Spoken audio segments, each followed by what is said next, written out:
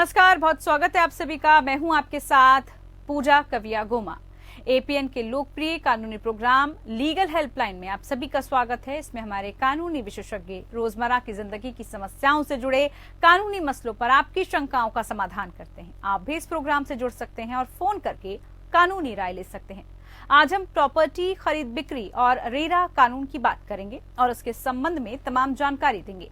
दरअसल भारत सरकार ने साल 2017 में एक एक्ट लागू किया था, जिसके अंतर्गत रियल एस्टेट अर्थात जमीन या प्रॉपर्टी से संबंधित सभी गैर कानूनी कार्यों को प्रतिबंधित किया जाना था। इस एक्ट का नाम real estate regulation and development act या रेरा रखा गया। लगातार ये शिकायतें आ रही थी कि बिल्डरों और प्रॉपर्टी डीलर गैर कानूनी रूप से कस्टमर से पैसे ले रहे थे और फ्लैट्स के नाम पर घटिया क्वालिटी का कंस्ट्रक्शन दिया जा रहा था। साथ में फ्लैट आवंटन में भी देरी की जा रही थी। इन सब समस्याओं को सुलझाने के लिए और बिल्डरों की मनमानी को रोकने के लिए रेरा कानून लाया गया। रेरा कानून क्या है, नियम क्या है और उसमें शिकायत कैसे करें, इसके बारे में आपको आज हम विस्तार से जानकारी देंगे। ये तो रेरा से जुड़ी कुछ बुनियादी जानकारी हमने आप तक पहुंचाई। ज्यादा जानकारी और सलाह देने के लिए हमारे साथ कानूनी विशेषज्ञ परमानंद पांडे जी हैं। परमानंद जी आपको रेरा और फ्लैट खरीद बिक्री के तमाम नियम कायदे कानून की जानकारी देंगे। आप भी फोन लाइन से बात करके हमारे साथ जुड़ सकते हैं। फोन लाइन खुली हुई है। हमारा फोन नंबर आपकी टेलीविजन स्क्रीन पर इस वक्त फ्लैश हो रहा है। आप इन नंबर्स पे कॉल करके रेरा से जुड़ी जो भी कानूनी जानकारी प्राप्त करना चाहें वो ले सकते हैं।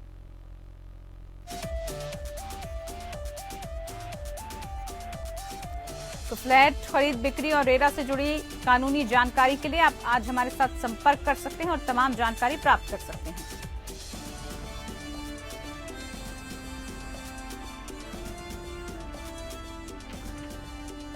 चलिए, तो अपने खास कार्यक्रम को आगे बढ़ाते हुए हमारे साथ खास मेहमान अधिवक्ता परमानंद जी जुड़ चुके हैं।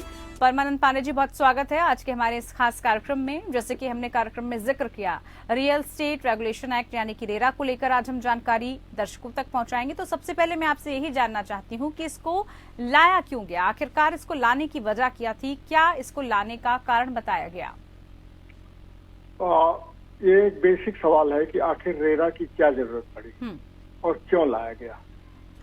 ये हर एक व्यक्ति को, ये लगभग जिनको भी कभी किसी को प्रॉपर्टी खरीदनी पड़ी गई होगी या जो इस मसले से अपना कोई रुचि दिखाता है, उसको ये पूरी तरह से मालूम है कि जितने बिल्डर्स थे वो एक तरह से आप देखिए कि किसी से मनमाने ढंग से पैसे वसूल करना और एक मियाद दे देना कि हम इतने महीने में आपको ये फ्लैट दे देंगे, लेकिन वो मियाद बढ़ती चली जाती थी और द्रौपदी की चीर की तरह से बढ़ती जाती जी। आदमी परेशान हो जाता था, पैसा लोन पर लेता था, कर्ज लेता था और कर्ज लेने के बाद पैसा लगाता था।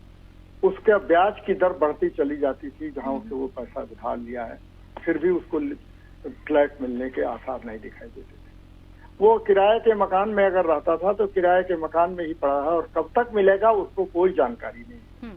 जब भी वो पता करने जाता था बिल्डर से या प्रोमोटर से, तो वो ये कहते थे कि नहीं अभी मिल जाएगा, कुछ दिनों बाद मिल जाएगा जी। एक चीज। दूसरी चीज उसके साथ ये होती थी कि आपको उन्होंने कहा हम आपको 2 लाख या 3 लाख या 4 लाख या 5 लाख में आपको फ्लैट देंगे, लेकिन जब अंत में आपको फ्लैट देते हैं तो ये तो आप ब्याज देते देते परेशान हो जाते हैं और फिर वो 5 साल 2 साल के बजाय वो फ्लैट आपको देते हैं 5 साल, यानी 2-2.5 गुना समय ज्यादा ले लेते हैं। इस दौरान वो आपके फ्लैट की कीमत भी बढ़ा देते हैं। वो कहते हैं हम 2 लाख या 4 लाख नहीं, वो आपको 4 के बदले 6 लाख लेंगे, 2 के बदले 3 लाख ले लेंगे। ये स्थिति आ गई थी। तो एक तरह का देखेंगे कि फ्लैट के खरीद फरोख्त में जो बिल्डर लोग होते थे, जो प्रमोटर लोग होते थे, वो एक पूरा ऐसा छिपा के रखते थे मसले को कि परेशान हो जाता था क्रेता किसी चीज को कि आपके अंदर एक यहाँ ट्रांसपेरेंसी लाई जाए, पारदर्शिता ले आई जाए और उनके ऊपर लगाम कसी जा सके कि जिससे वो जिस ढंग का समझौता करते हैं उसका पूरी तरह से पालन करें। इसीलिए रेरा कानून को लाया गया है। बिल्कुल, इसीलिए इसकी आवश्यकता पड़ी है यकीनन। अब अगर हम बात करें रेरा की, तो रेरा के तहत ग्राहक जो है अपनी शिकायत कहाँ पर करा सकते हैं दर्ज, कहाँ पर इसकी जो शिकायत है वो दर्ज होती है? देखिए, रेरा से जो रेरा का रजिस्ट्रेशन कराना पड़ता है बिल्डर। और वही जो बिल्डर का मतलब जो चीज को, प्रॉपर्टी को आपके सामने तय करता है कि मैं इस चीज को, प्रॉपर्टी को बना रहा हूं, और इसमें एक समझौता करता है वो बायर से, जो खरीदने वाले लोग हैं उनके और बिल्डर के बीच में एक समझौता होता है कि हम जो प्रमोट करते हैं उनके बीच में एक समझौता होता है कि आपको इतने पैसे में, इतने समय में हम फ्लैट दे देंगे।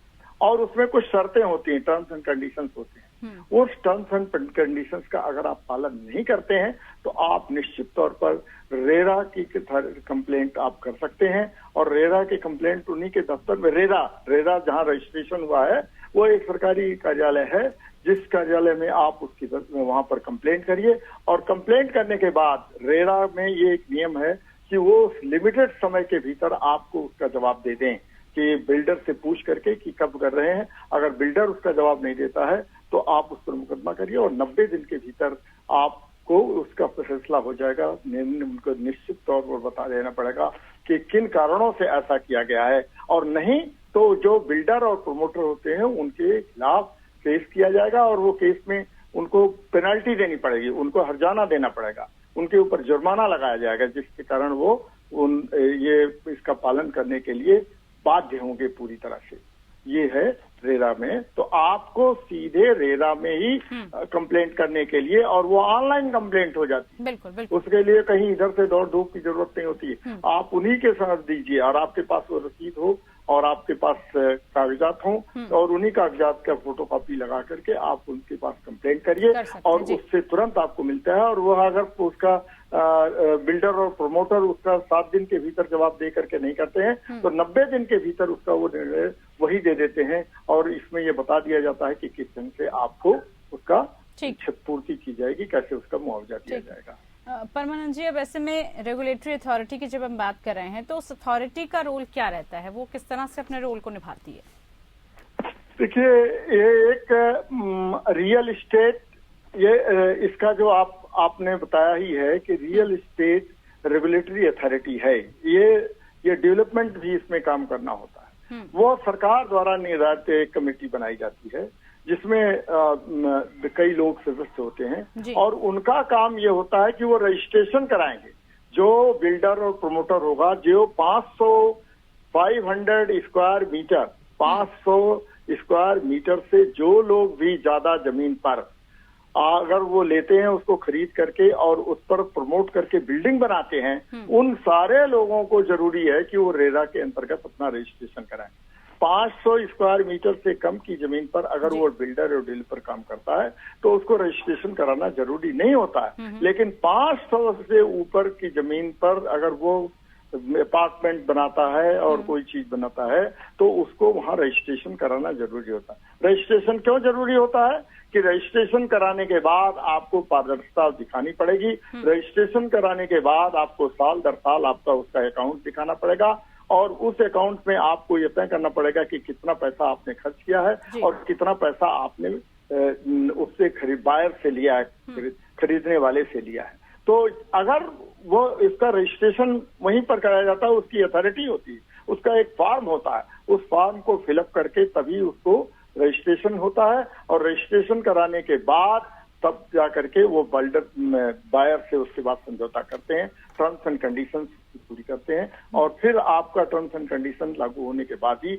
आप उसको खरीद सकते हैं। और खरीदने के बाद तब आपको एक तरह का पारदर्शिता रहती है और उससे वो भटक नहीं सकते हैं। ठीक, तो ये तो हो गई रेगुलेटरी अथॉरिटी से जुड़ी बात। अब शिकायत करने पर जो रेरा है वो क्या कार्रवाई करता है? जैसे भी आपने बताया कि कुछ उसमें कार्रवाई के तहत प्रक्रिया रहती है, तो वो प्रक्रिया क्या रहती है?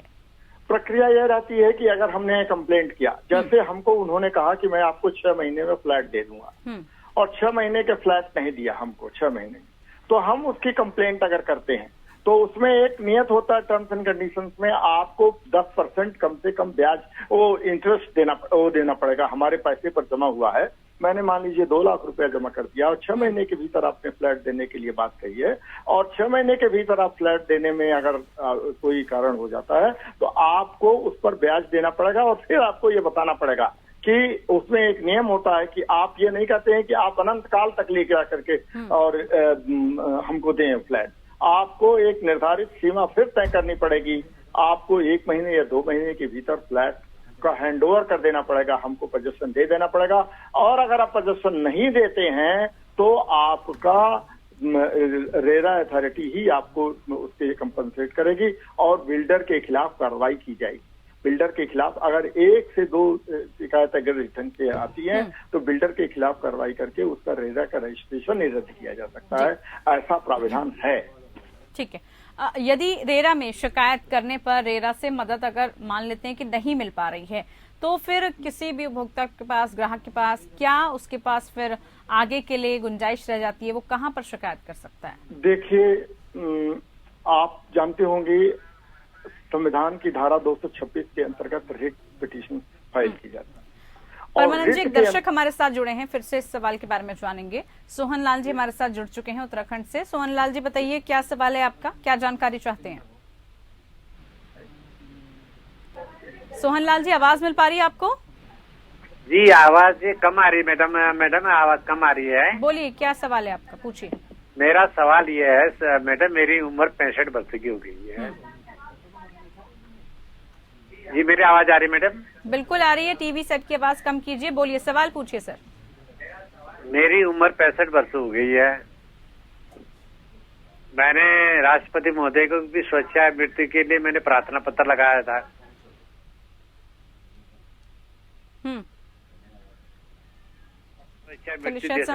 जी सोहन लाल जी, आवाज मिल रही है? नहीं मिल पा रही शायद। जब भी आप दर्शक कार्यक्रम में जुड़ते हैं टीवी की आवाज को आप कम करके रखिए ताकि जो सवाल है वो बार बार दोहराया ना जाए। उसके बाद जो भी जानकारी आप जरूर कार्यक्रम में जुड़िएगा। जी परमानंद जी, आप बता रहे थे हमें कि किस तरह से अगर रेरा मदद नहीं करता तो कहाँ पर हम जा सकते हैं हेल्प के लिए। रेरा तो यूं ही ऐसे एक रेगुलेटरी अथॉरिटी है और ये संसद द्वारा पारित कानून है, तो इस नाते ये तो इनका ये एक ड्यूटी है, अभी उनके क्षेत्र में आता है कि वो आपकी मदद करें। खुदा न खास्ता अगर मान लीजिए कहीं किन्हीं कारणों से ऐसा, ईश्वर न करें ऐसा हो किसी के साथ कि रेरा से आपको मदद न मिल पाए या रेरा आपके खिलाफ फैसला दे देता है, तो आपको रेरा का एक एपेलेट ट्रिब्यूनल होता है, उसमें आप एपेलेट ट्रिब्यूनल में आप उसको लेके जाएंगे और 3 महीने के भीतर एपेलेट ट्रिब्यूनल आपको उसका निदान कर देगा। अगर वहां भी निदान नहीं होता है तो आपको हाई कोर्ट और सुप्रीम कोर्ट के दरवाजे खुले होते हैं। जैसा कि मैंने बताया शुरू में ही कि 226 जो धारा संविधान की है, धारा 226 धारा संविधान की, उसके अंतर्गत अपरिमित अधिकार है हाई कोर्ट को कि वह किसी भी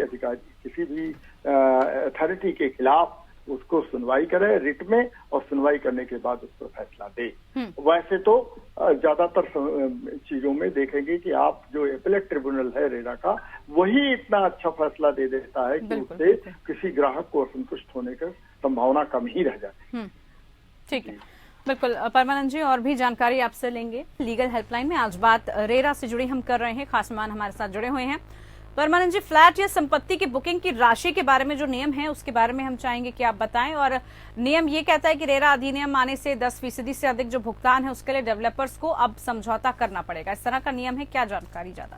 जी, आपने ठीक कहा कि पहले तो वह डेवलपर इस चीज का आकलन कराएगा कि इस फ्लैट की कीमत कितनी होती है या इस संपत्ति को जो हम बेच रहे हैं उसकी संपत्ति कितनी होती है, और ये आपको विज्ञापन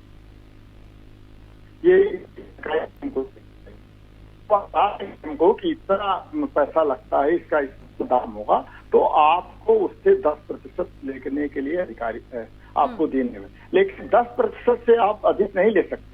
10% से आपको इसमें ये देखना पड़ेगा कि जब आपने कुछ उसका बना लिया है और बनाने के बाद आप धीरे धीरे पेमेंट की मांग कर सकते हैं, लेकिन 10% से आपको ज्यादा नहीं देना पड़ेगा, क्योंकि रेरा कानून ही इस बात के लिए ले आया गया है कि ब्लैक मनी का दुरुपयोग न होने पाए। ब्लैक मनी जो ले आते हैं, दुरुपयोग क्या, ब्लैक मनी का दुरुपयोग ही तो होता है। तो इस चीज को ट्रांसपेरेंसी ले आने के लिए इस चीज को देखा गया है कि 10% से ज्यादा आप बुकिंग अमाउंट नहीं ले सकते हैं, जो उसका 10% किसका, जिसका जितनी उसकी कीमत होती है फ्लैट की। फ्लैट की कीमत अगर मान लीजिए 5 लाख रुपए है तो 50,000 रुपए आप एडवांस में ले सकते हैं, वो उसके अलावा नहीं ले सकते हैं। और वह तब लेंगे उसके बाद शेष रात, जब आप धीरे धीरे उसको डेवलप करते जाएंगे और डेवलप करने के बाद जब फाइनल स्टेज में आएगा तब आप पैसा ले पूरा का पूरा लेंगे, उसके पहले नहीं लेंगे। ये एक स्थिति ठीक है कि 10% से ज्यादा आप नहीं ले सकते। ठीक है। अब प्रोजेक्ट के जो वितरण है उसमें देरी पर मुआवजे का प्रावधान है, किस तरह से मुआवजा तय होता है? क्या जो बिल्डर होता है, बिल्डर को ब्याज भी देना पड़ सकता है, और किन हालातों में जो मुआवजा है वो मिल सकता है? जी, अगर मान लीजिए हमको बिल्डर ने कहा है कि हम इतने समय में आपको पैसा और मेरा पैसा ले लिया है, फिर भी हमको उसका हस्तांतरण नहीं किया है, तो बिल्डर को मुआवजा भी देना पड़ेगा, क्योंकि उसके ऊपर पेनल्टी लगेगी, उसके ऊपर डैमेजेस लगेंगे और वो उसको देना ही पड़ेगा, ये किसी भी कीमत पर देना पड़ेगा। उसके साथ साथ एक चीज और भी है कि अगर मान लीजिए बिल्डर ने हमको दिया है और नहीं दिया है, उस समय पर समय सीमा के अंतर्गत नहीं दिया है, तो बिल्डर पर रेरा ही उसके खिलाफ लगाएगा। दो चीजें इसमें, एक चीज खास तौर पर ध्यान रखेगी, मान लीजिए कि बिल्डर ने पैसा नहीं दिया है टाइम पर, तो बायर पर भी उतनी ही पेनल्टी लगेगी जितना कि बिल्डर पर लगी है। जैसे वो बिल्डर को ये देना पड़ेगा कि इस समय की अवधि में आपने इसका हस्तांतरण नहीं किया है तो आपको 10% मुआवजा देना पड़ेगा और ब्याज के सहित हमको लौटाना पड़ेगा। और मान लीजिए बायर ने भी अगर उस समय के भीतर पैसा नहीं दिया है तो बायर को ऊपर भी ये जुर्माना लगेगा कि आप भी 5 या 10% का पेनल्टी दें, क्योंकि उसी टर्म्स एंड कंडीशंस में लिखा रहता है कि आप इस समय तक अगर नहीं भुगतान किए हैं तो आपको भी देना पड़ेगा और बिल्डर को भी देना पड़ेगा। दोनों इस चीज से कहीं भी निकल के बाहर नहीं जा सकते हैं। इस परिस्थिति में बिल्डर को मुआवजा भी देना पड़ेगा और बिल्डर को जुर्माना भी देना पड़ेगा, हर्जाना भी देना पड़ेगा। ये चीज की बात है। एक चीज और भी है कि मान लीजिए अगर कोई बायर उस चीज को नहीं खरीद पाता है, किन्हीं परिस्थितियों में नहीं पाता, तो बिल्डर को, बायर को ये अधिकार होता खरीदने वाले को कि वह पूरा पैसा अपना वापस ले ले। उसके पहले वो सूचना दे कि हम देखिए नहीं ले पा रहे हैं इन परिस्थितियों के कारण कि आपने नहीं दिया है, और या इन परिस्थितियों के कारण हम नहीं ले पा रहे हैं, तो एक सर्टेन अमाउंट को, थोड़ा सा अमाउंट काट करके बिल्डर को पूरा पैसा वापस करना पड़ता है बायर को। ये स्थिति है कानून के तहत। बिल्कुल। इसके अलावा रेरा अधिनियम की जब हम बात कर रहे हैं तो उसके तहत बिल्डिंग में किसी भी तरह की अगर खराबी होती है उसके लिए 5 साल की वारंटी के तहत उसमें सुधार कराने की जिम्मेदारी बिल्डर की होगी। कैसे जो गुणवत्ता है वो तय की जाती है इसमें? देखिए, 5 साल के भीतर उसमें नियम है कि 5 साल के भीतर अगर उस बिल्डिंग में कोई खराबी आई तो ये पूरी जिम्मेदारी है कि उसको ठीक कराए बिल्डर, डेवलपर ठीक कराए उसको। लेकिन 5 साल के बाद वो क्या करते हैं कि वो एसोसिएशन को, जो वहाँ रेजिडेंट वेलफेयर एसोसिएशन होता है, उसको वो सौंप दिया जाता है। 5 साल के बाद वो उनकी जिम्मेदारी होती है कि उसको देखें। लेकिन 5 साल के भीतर अगर कोई किसी भी फ्लैट में कोई गड़बड़ी आती है तो फ्लैट ओनर जाकर के उसकी जानकारी उस बिल्डर या डेवलपर को देगा और डेवलपर की जिम्मेदारी होती है कि उसको ठीक कराए, और अगर वो ठीक नहीं कराता है तो रेरा में उसकी वो कंप्लेंट की जाए, उसकी शिकायत की जाए, और रेरा निश्चित तौर पर इस चीज का ध्यान रखेगा कि वह आपको उसका पूरा मुआवजा दे और पूरा के पूरा उसको ठीक कराने में जो खर्च लगता है वो वसूल करके आपको बिल्डर से आपके सामने दिया जाए। ये स्थिति है। बिल्कुल। परमानंद जी, आज आपने रेरा से जुड़ी तमाम जानकारी दर्शकों तक पहुंचाई, बहुत शुक्रिया आपका कार्यक्रम में जुड़ने के लिए। इसी के साथ लीगल हेल्पलाइन में फिलहाल के लिए इतना ही। मुझे दीजिए इजाजत। नमस्कार।